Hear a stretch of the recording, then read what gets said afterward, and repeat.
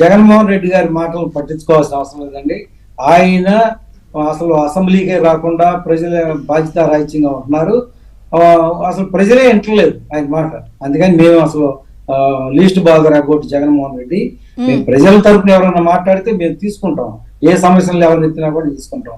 ఎందుకంటే fee reimbursement బకాయిలు, ఏ బకాయిలు పెట్టలేదు. రైతుల దగ్గర ధాన్యం కొనుగోలు చేసి బకాయిలు, అన్ని బకాయిలు పెట్టి వెళ్ళిపోయి ఈ రోజున 1,23,000 కోట్ల రూపాయలు పెండింగ్ బిల్లులు పెట్టి వెళ్తే అసలు మేము కూడా 20,000 కోట్ల రూపాయలు 2019లో పెండింగ్ ఉంది. సహజం, ఎందుకంటే ఆ బిల్లులు వచ్చి ట్రెజరీకి వచ్చి పేమెంట్ చేసేసరికి 1 నెల 2 నెలలు పడుతుంది.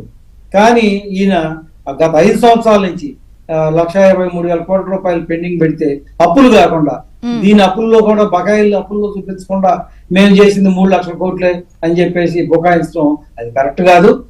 రెండవది, రాజధానికి 10 లక్షల కోట్ల రూపాయలు అప్పులైనవి అని అంటే 1 లక్ష కోట్ల రూపాయలు రాజధానికి ఎందుకు పెట్టాలని చెప్పేసి ఒక ప్రజల్లో ఒక విషపు బీజాలు నాటే ప్రయత్నం చేసినప్పుడు, ఇవాళ మొత్తం మీద మేము 2017-16లో సబ్మిట్ చేసినప్పుడే 53,000 కోట్ల రూపాయలు వాళ్ళ ఆ రోజున రాజధాని మొత్తం అభివృద్ధి కోసం చేసింది. మరి 1,00,000 కోట్లు అని చెప్పేసి ప్రజల్లో విష బీజం నాటాడు.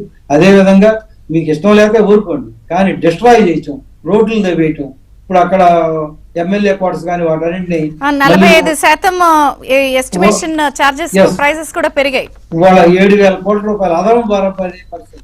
ఈ జగన్మోహన్ రెడ్డి గారి పరిపాలన ప్రజలకు నష్టదాయకం. రేపు